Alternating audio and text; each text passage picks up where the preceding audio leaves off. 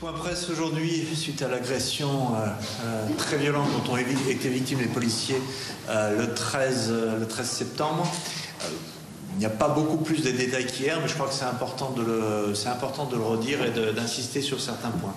Donc ça s'est passé le 13 septembre au soir. Un groupe de policiers avait rendez-vous pour aller boire un verre et manger un morceau au restaurant pour fêter le départ d'un ami. Un premier groupe est allé directement au restaurant. L'autre groupe, ils étaient 4, est allé poser leur voiture au commissariat et ensuite sont partis à pied pour rejoindre le restaurant du côté de la place d'Erlon.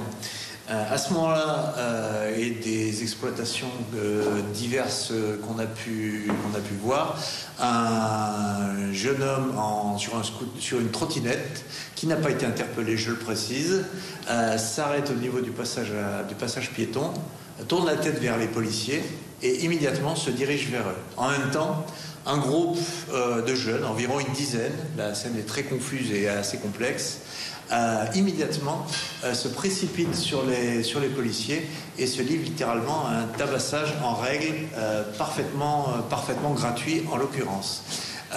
Comme si tous les tabassages évidemment sont gratuits dans ces conditions.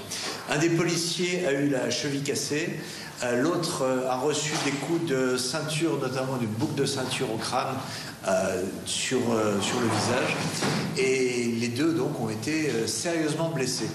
Ils ont appelé leurs collègues qui étaient eux au restaurant, collègues qui sont arrivés.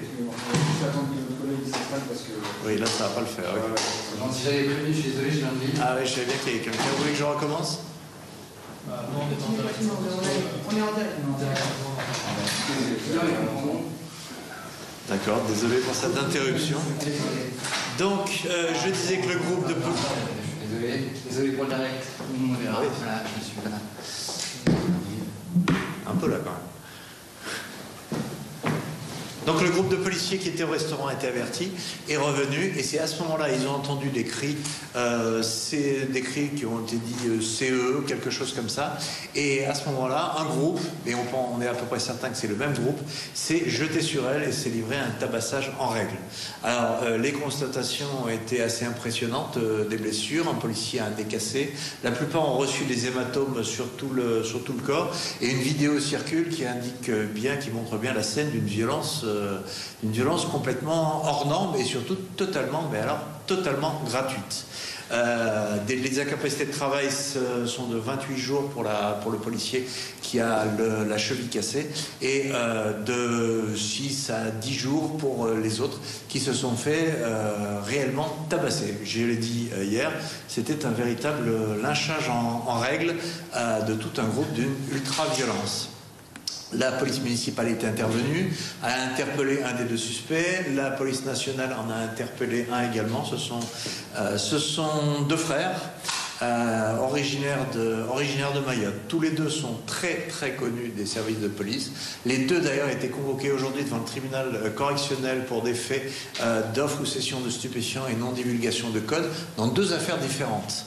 L'un d'eux a été condamné à 6 ans d'emprisonnement par le tribunal correctionnel de Grenoble pour un vol avec violence, pour un enlèvement et séquestration, ce qui est une peine particulièrement lourde. Et l'autre multiplie les peines pour des violences. Il est à préciser que l'un des deux frères avait du sang sur les mains et a expliqué qu'il venait, je le cite, d'égorger un mouton. C'était la raison pour laquelle il avait du sang sur les mains. Les deux mises en cause ont été placés en garde à vue immédiatement. N'ont absolument rien reconnu, expliquant avoir été bien là, mais par hasard et n'avoir rien vu. Ils ne reconnaissent absolument rien. Il y a évidemment, vous l'avez compris, de nombreux mises en cause à interpeller. Ils ont été déférés hier soir devant un juge d'instruction pour des faits de violence aggravée ayant entraîné des incapacités de travail supérieures ou inférieures à 8 jours sur personne dépositaire de l'autorité publique en réunion, leur faisant encourir une peine de 10 ans d'emprisonnement qui est doublée à 20 ans puisqu'ils sont tous les deux en récidive légale pour des violences. Ce sont manifestement des habitués, en tout cas au vu des condamnations prononcées. L'un d'eux est sorti d'ailleurs de détention en fin de peine pour le 9 septembre, c'est-à-dire 4 jours seulement avant. Ce sont donc des jeunes qui avaient déjà été contrôlés par les policiers qui étaient parfaitement susceptibles de les connaître. L'enquête, certains éléments d'enquête nous permettent de penser qu'ils étaient informés de la qualité des policiers.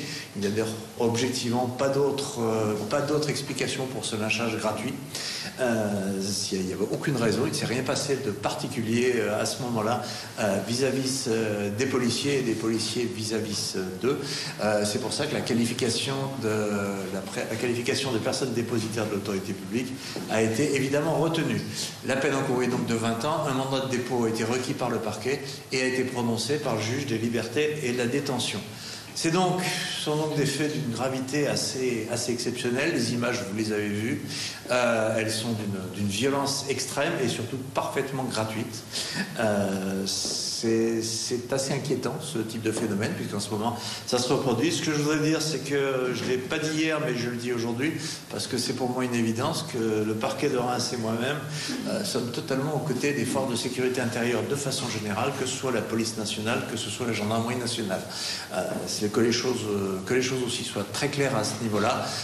Nous faisons partie, comme l'on dit en langage un peu technocratique, d'un continuum de sécurité, et la justice a toute sa place là-dedans et sera aussi sévère qu'elle peut l'être. Bien entendu, une instruction va avoir lieu, on verra ce qu'ils vont dire, on verra ce qui sera démontré en plus par l'instruction, mais en tout cas tout notre soutien va aux forces de police qui en ce moment vivent des périodes incroyablement difficiles, et malheureusement j'ai peur que ça ne soit pas fini. La semaine risque d'être encore extrêmement compliquée. Voilà pour les faits. Combien d'individus sont encore recherchés? On ne sait pas. 2 ont été interpellés. Ils étaient environ une dizaine. Qu'est-ce qui vous laisse croire qu'ils étaient informés de la profession du coup? Est-ce qu'il y a aussi le cri C2 qui a été entendu? Est-ce que c'est... Alors, il y a certains éléments. Il y a d'abord le fait que l'agression était parfaitement gratuite sur un groupe qui n'avait rien demandé à personne. Et puis certains éléments de la vidéosurveillance, mais je ne vais pas en dire plus. Mais qui crie C2? Les policiers qui reconnaissent... Non, ça serait... Alors, c'est pas exactement C2. C'est au moment où les 3 policiers reviennent du restaurant, ils entendent des cris les désignant. À ce moment-là. On sait aussi que les syndicats parlent d'une altercation qui aurait eu lieu 1h30 plus tôt. De quelle altercation? Moi, j'ai pas d'altercation dans mes comptes rendus. J'ai eu une première agression, un premier tabassage, et ensuite j'en ai un deuxième lorsque la deuxième partie arrive. D'accord. Et on sait aussi qu'il y a l'un des 2 frères, je termine juste là-dessus, qui venait de sortir de prison. Est-ce que c'est possible qu'il connaissait les policiers aussi, qui peut-être... bien sûr, c'est la question qu'on peut se poser, et qu'on s'est posée évidemment, à laquelle on a répondu, nous, au niveau du parquet. Après, voilà, ça ne vaut pas condamnation, évidemment, il y a la présomption d'innocence, sachant qu'on est très près du commissariat. Les policiers, évidemment, passent par cet endroit. Est-ce que c'est l'homme à trottinette qui les a reconnus en tant que policier? Il n'a pas été interpellé. Il est tout à fait possible qu'effectivement, ça soit lui qui, à ce moment-là, soit le premier. Est-ce qu'on a des résultats d'analyse toxicologique, alcool Il n'y a pas d'alcool, pas de problème particulier, mais on n'a pas tous les résultats.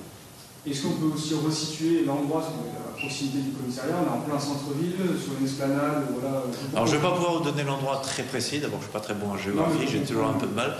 Mais grosso modo, c'est au niveau du bout des allées, après en rentrant vers la place des Ronds.